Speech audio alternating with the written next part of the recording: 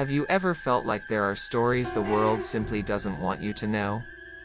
The kind whispered by grandparents, hidden between the cracks of folklore, or tucked away in yellowed pages time merely forgot.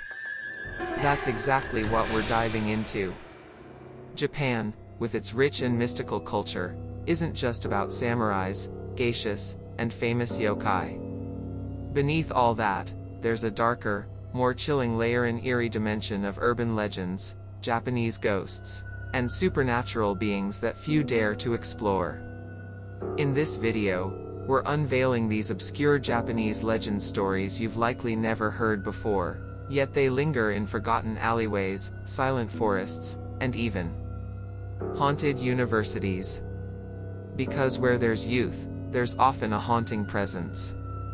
And if you think you've heard it all, brace yourself. We're talking about skeleton women that drain your youth, fatal deliveries, nocturnal spirits, and even seductive spiders with a taste for flesh. This isn't just a walk through folk horror, it's an invitation to immerse yourself in the lesser-known depths of Japanese mythology, where feminine supernatural entities come to life and send shivers down your spine. If you love chilling tales, urban myths that make you wonder what if, and mystery laced with ancient Eastern flavor, you're in the right place. Just don't say I didn't warn you. But before we dive in, answer me this. How far would you go for a truth no one else dares to tell? When people think of Japanese legends, the classics come to mind: Teak Teak, the woman cut in half, or Hoshikuzuma, the towering woman with a terrifying laugh. But Japan hides a much deeper, darker lore, one that goes way beyond the well-known stories. There are obscure Japanese legends that rarely cross borders but send chills even through local communities. They're rooted in ancient fears, in night spirits, and supernatural creatures that walk the thin line between the physical world and the spiritual. And those lesser-known stories? They hold the most potent terror. Take the mountainous region of Aomori, for example. Locals speak of supernatural female entities that appear during the dead hour between 2 and 3 a.m. to inspect the living. In rural Kyoto villages, there are accounts of a woman who sells dolls made from real human teeth.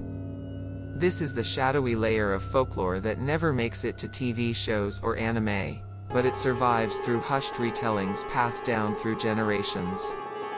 These stories terrify because the people who tell them truly believe they're real. And that changes everything. One reason these legends are so unforgettable is how easily they blend into everyday life.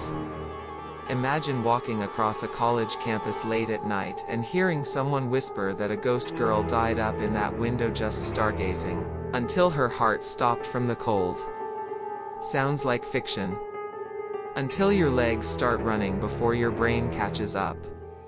Stories like these live on in haunted universities, abandoned hospitals, or old homes where silence is interrupted by things no one can explain. Once the mood is right, the supernatural only needs the smallest crack to seep through. What makes them even more powerful is how they connect to universal fears: isolation, loss, death. You don't need to believe in Japanese ghosts to feel the dread in a story where someone vanishes after accepting a single fatal package, or the horror of a beautiful woman who seduces men, only to reveal her skeletal form, like Riona, the Bone Woman. These tales are so vivid, so specific, they make you wonder, could this actually have happened? What if it was me?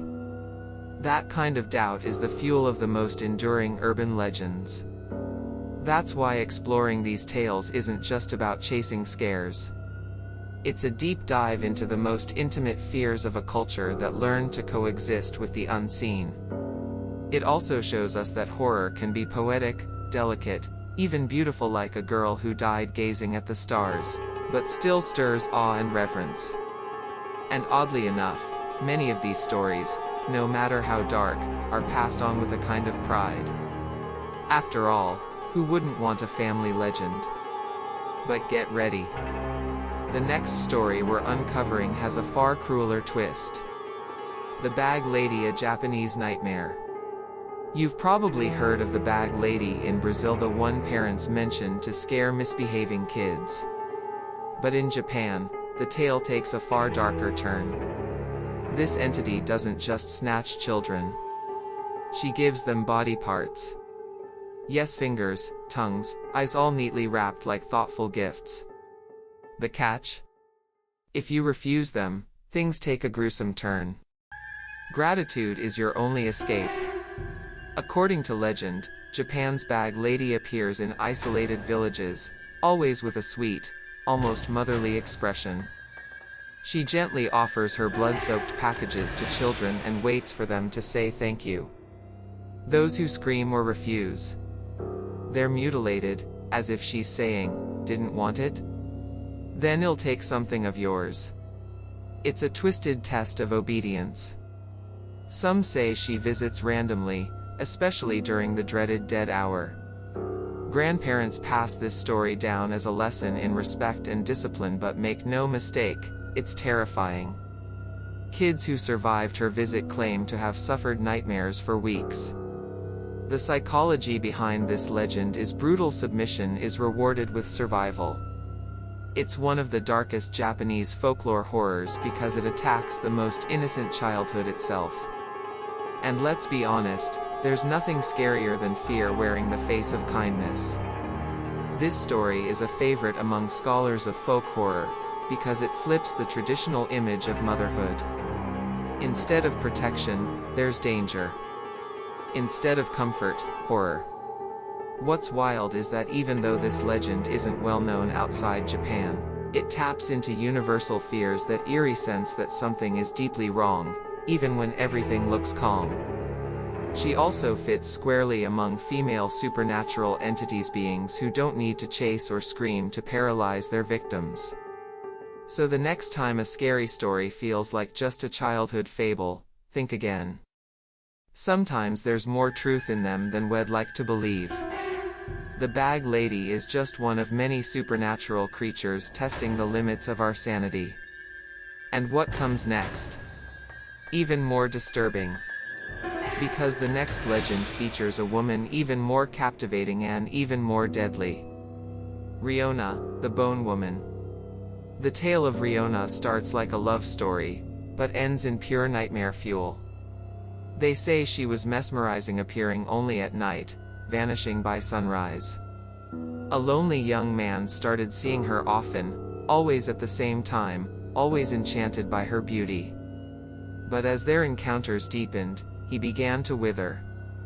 He lost weight, color, even his strength, as if something was leeching away his youth. Family and friends noticed, but he was blinded by infatuation. Love, in this story, was bait. Riona turned out to be a corpse spirit, one of the most chilling female supernatural entities in Japanese folklore.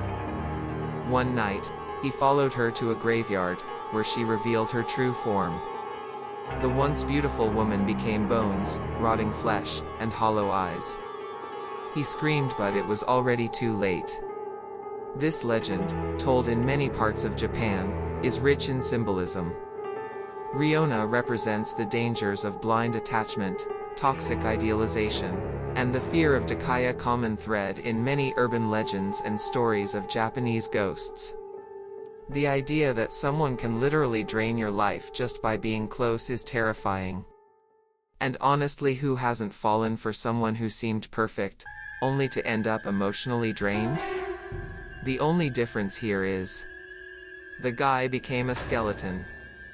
Folk horror researchers see this tale as a metaphor for toxic relationships and betrayal masked as love. Riona's beauty is a trap. The more she draws you in, the more she destroys. Her slow siphoning of life makes her one of the most unsettling supernatural creatures in Japanese mythology. Unlike vengeful ghosts, Riona doesn't want justice. She feeds because that's what she does. In this story, love doesn't heal. It kills. And so, we keep digging deeper into the darker side of love in obscure Japanese legends.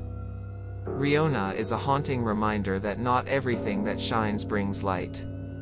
Sometimes, it's just the polished reflection of death. But we're not done. The next story takes us to a university rooftop, where a quiet girl still watches the stars. Long after her final breath.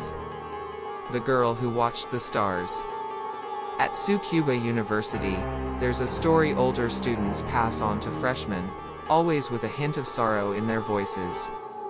It's about a girl who used to spend entire nights sitting on the ledge of a top-floor window in the main building. They say she loved the sky, the constellations, and the silence of the early hours. One morning, she was found right there dead, her eyes still fixed on the heavens. Since then, her silhouette continues to appear always in the same spot, in the same position. The legend endures not just because of the tragedy, but because of the mystery surrounding her death. No one knows exactly what happened. Some say she jumped. Others believe she was pushed by an invisible presence. There are even whispers that she simply stopped breathing, touched by one of the night spirits that wander places full of sorrow. Whatever the truth is, students claim to see her reflection in the glass even when no one's there. And when they do, the air grows cold.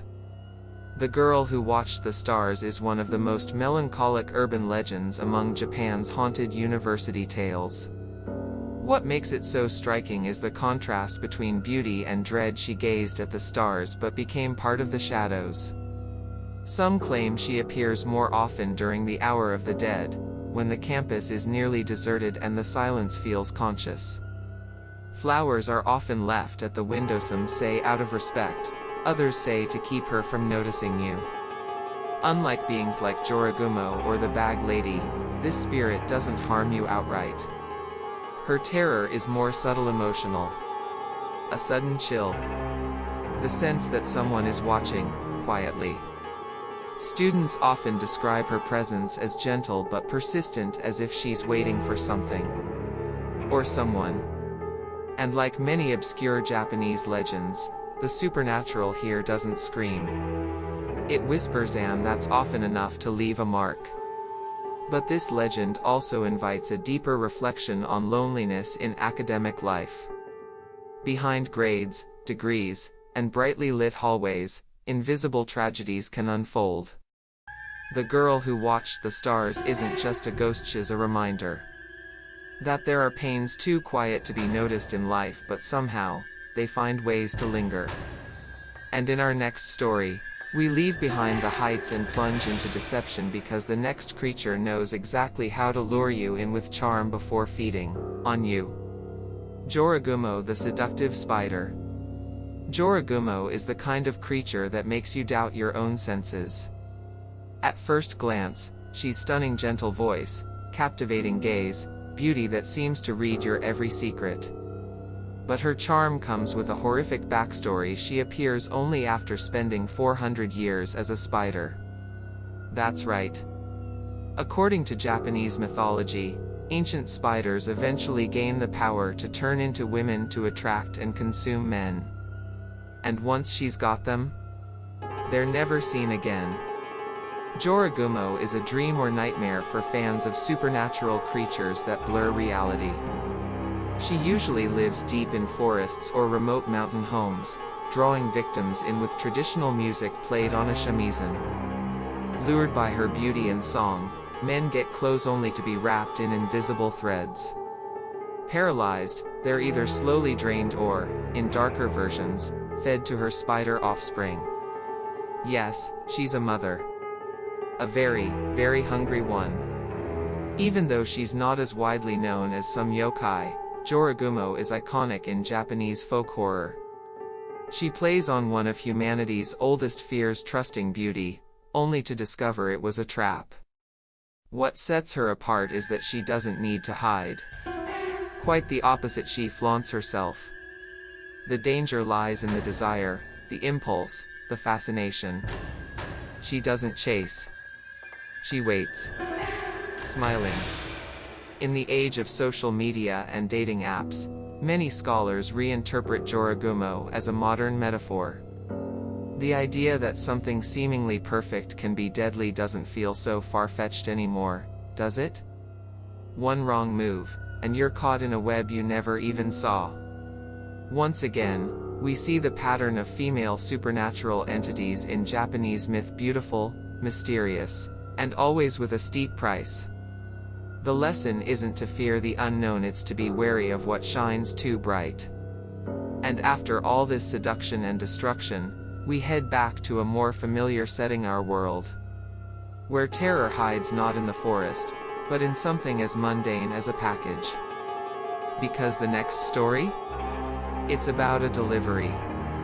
And what's inside might completely change your idea of an unexpected gift. Get ready, the next case brings horror straight to your front door. The Fatal Delivery. Leah was the kind of friend who never said no to a favor. So when a college buddy asked if he could have a few packages delivered to her house, she didn't think twice. Just sign for them, no need to open anything, he said. At first, it all seemed normal. The boxes arrived at the same time each day, always dropped off by a silent delivery guy with an oddly intense stare. But then came the final package, and that's when everything went to hell. This box was heavier. Colder.